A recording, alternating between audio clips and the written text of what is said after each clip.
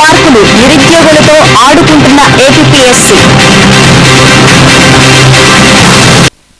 ఏపీపీఎస్సీలో ఇది మరో కొత్త లీల. రాత పరీక్షలో టాపర్ కు ఇంటర్వ్యూలో 0 మార్కులు, ఫలితంగా ఉద్యోగం మిస్. వివాదాలకు కేంద్రమైన ఏపీపీఎస్సీలో చైర్మన్ ఎవరైనా వింతలు విచిత్రాలకు మాత్రం కొదవలేదు. 2001లో జరిగిన ఈ కేసులో న్యాయ పోరాటం చేసి లెక్చరర్ ఉద్యోగం పొందిన వ్యక్తికి ఇప్పటికీ ప్రభుత్వం నుంచి సరైన న్యాయం జరగలేదు.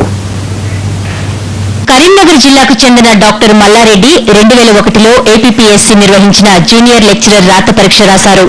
450 మార్కులకు గాను 336 మార్కులు సాధించి జోన్లో టాప్ 2గా నిలిచారు.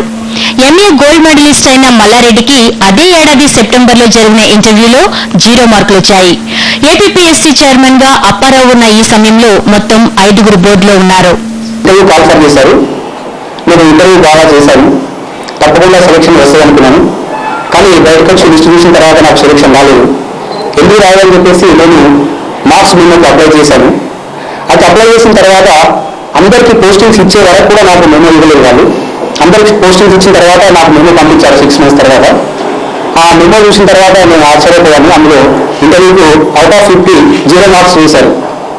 దాన్ని నేను చాలా అన్యాయంగా భావిస్తూ నేను మొట్టమొదట ట్రిబ్యునల్లో ఏపీపీఎస్సీ కమ్యూనిస్ట్గా ఇది నాకు అన్యాయం జరిగిందని చెప్పేసి నేను కేసు ఫైల్ చేశాను. ఒకవైపు న్యాయ పోరాటం చేస్తూనే 2004లో ఏపీపీఎస్సీ నిర్వహించిన మరో జేఎల్ పరీక్ష రాసి మహబూబ్ నగర్ జిల్లా దామరగిద్దలో పోస్టింగ్ పొందారు.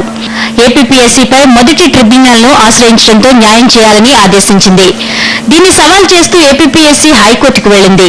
అక్కడ కూడా మల్లారెడ్డికి అనుకూలంగా తీర్పు రావడంతో సుప్రీంకోర్టులో రిట్ పిటిషన్ వేసింది. అక్కడ పిటిషన్ కొట్టివేయడంతో 2006లో మల్లారెడ్డికి మళ్లీ ఇంటర్వ్యూ నిర్వహించి 50 మార్కులకు గాను 40 మార్కులు వేసింది.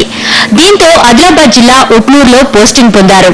మల్లారెడ్డి కేసు కోసం ఏపీపీఎస్సీ సుమారుగా 2.5 లక్షలు ఖర్చు చేయగా మల్లారెడ్డి కూడా 1.5 లక్షలు వెచ్చించారు.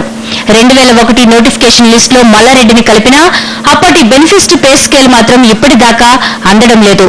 అయితే ఈ విషయాన్ని నేను ఎప్పుడో మీడియా దృష్టికి కానీ తీసుకురావాలని అనుకున్నాను, కానీ అటు ఏపీపీఎస్సీని కానీ ఇటు డిపార్ట్మెంట్ కానీ ఈ బయటకు తీసుకురావడం నాకు ఇష్టం లేకుండా. నేను డిపార్ట్మెంట్లో పనిచేస్తున్నాను కాబట్టి బయటకు తీసుకురావడం నాకు ఇష్టం లేకుండే. కానీ ఈ రోజు చాలా మంది అన్యాయం జరుగుతుందని బజార్కు వచ్చారు కాబట్టి నాకు కూడా ఇంకా పూర్తిగా న్యాయం జరగలేదు కాబట్టి ఈ రోజు మీ ముందుకు నేను రావడం జరిగింది. ఇంటర్వ్యూకి హాజరైతే మినిమం మార్కులు వేయడం ఫార్మాలిటీ. ఈ నియమాన్ని పాటించకుండా పక్షపాత వైఖరితో బోర్డు తన పరువును బజార్న పడేసుకుంది.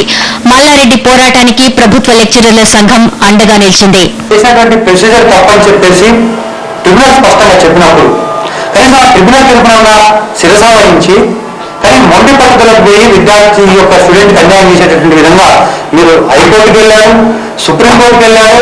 దాదాపు 3 లక్షల రూపాయల యొక్క ప్రజాధనాన్ని దుర్వినియోగం చేసి